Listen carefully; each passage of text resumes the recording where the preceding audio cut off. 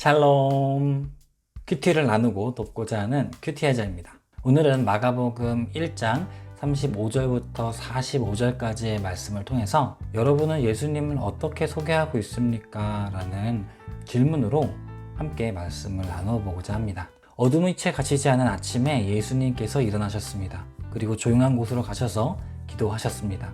시몬과 그의 친구들이 예수님을 찾으러 왔습니다. 그들은 예수님을 찾자 모든 사람들이 선생님을 찾고 있습니다 라고 말했습니다. 예수님께서 대답하셨습니다. 근처에 있는 다른 마을로 가자. 거기서 내가 전도할 것이다. 내가 바로 그것을 위해서 왔다. 예수님께서는 갈릴리의 모든 곳을 다니셨습니다. 회당에서 말씀을 전하시고 귀신들을 내쫓으셨습니다. 어떤 문둥병 환자가 예수님께 와서 무릎을 꿇고 간청했습니다. 선생님께서 원하시면 저를 깨끗게 하실 수 있습니다. 예수님께서 그 사람을 불쌍히 보셨습니다. 그래서 손을 내밀어 그를 만지시며 말씀하셨습니다. 내가 원하니 깨끗해져라. 그러자 바로 문둥병이 떠나고 그가 나았습니다.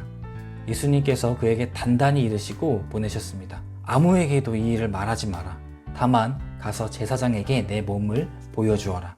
그리고 내가 깨끗해진 것에 대하여 모세가 명령한 예물을 드려서 사람들에게 증거로 삼아라. 그러나 그 사람은 가서 이 사실을 주저하지 않고 말하며 소문을 냈습니다. 그래서 예수님께서는 마을에 드러나게 들어가실 수 없을 정도가 되었습니다. 예수님께서는 사람이 없는 곳에 머무셨습니다. 그래도 사람들은 예수님이 계신 곳이라면 어디든 상관하지 않고 사방에서 몰려들었습니다. 예수님께서는 이른 새벽에 일어나서 조용한 곳을 찾아가 기도하셨습니다. 예수님은 조용한 곳에서 기도하셨고 기도하신 후에 많은 사역을 감당하셨습니다. 많은 사람들이 예수님을 찾았지만 예수님은 기도하는 일을 쉬지 않으셨습니다. 나를 지지하는 사람들과 이야기를 나누고 시간을 보낸다는 것이 얼마나 즐겁고 나도 모르게 시간이 훌쩍 가버리는 일인지는 저도 여러분도 모두 잘 아실 것 같아요. 하지만 예수님께서는 사람들이 모이는 것을 경계하셨던 것 같아요. 그리고 우리가 말씀을 읽은 대로 한적한 곳에서 기도하셨을 겁니다. 그런데 문둥병자가 예수님의 경고를 무시하고 예수님의 위대하심을 전하자 예수님은 더 이상 한적한 곳에 머무시는 것이 힘들어졌습니다. 오늘 본문을 통해서 저는 해야 할 일과 하지 말아야 할 일에 대해서 한번 생각해 보게 되었어요. 해야 할 일은 우리가 예수님처럼 늘 기도해야 한다는 것입니다. 우리에게는 언제나 유혹이 있고 다양한 가치관과 세계관의 혼재 속에서 살아가고 있어요. 그런 우리의 삶이 언제나 성경의 원리대로 흘러가게 하기 위해서는 묵상의 시간과 기도의 시간이 꼭 필요하다는 것이죠. 말씀을 아는 것과 말씀을 묵상하고 살아내려고 노력하는 것은 차원이 다른 일이기 때문입니다. 묵상하고 결단하며 우리의 삶이 시냇가에 심은 나무와 같이 철을 따라 열매 맺기를 소망합니다. 그리고 문둥병자처럼 예수님을 잘못 소개하면 안 된다고 생각했어요.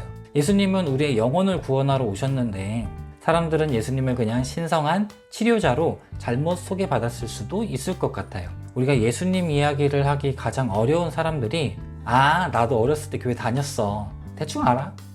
와 같이 어느 정도 알고 더 이상 알려고 하지 않거나 또는 반대로 예수님에 대해서 완전히 오해하고 있는 사람들이 아니었나요? 우리는 예수님을 어떻게 소개하고 있나요? 우리의 삶을 통째로 바꾸시고 어느 곳이든지 천국으로 살아갈 수 있게 하시는 그리스도를 그저 드래곤볼과 같은 소원 성취의 도구로 얕잡아서 소개하고 있지 않은지 돌아보아야 할 것 같아요. 해야 할 일과 하지 말아야 할 일은 또 연결되어 있는 것 같아요. 하나님과 예수님을 제대로 알 수 있는 한적한 묵상과 기도의 시간이 없다면 우리는 우리가 상상하는 하나님과 예수님을 입맛대로 이미지화 할 것이고 결국 예수님을 비틀어 소개하거나 얕잡아서 소개할 게 뻔하기 때문이에요. 결국에는 나도 내가 비틀고 얕잡아서 소개했던 예수님을 그대로 믿지 않을까 싶습니다. 하나님과 대화하고 제대로 알아갑시다. 오늘도 함께 묵상해 주셔서 감사합니다. 또 봬요.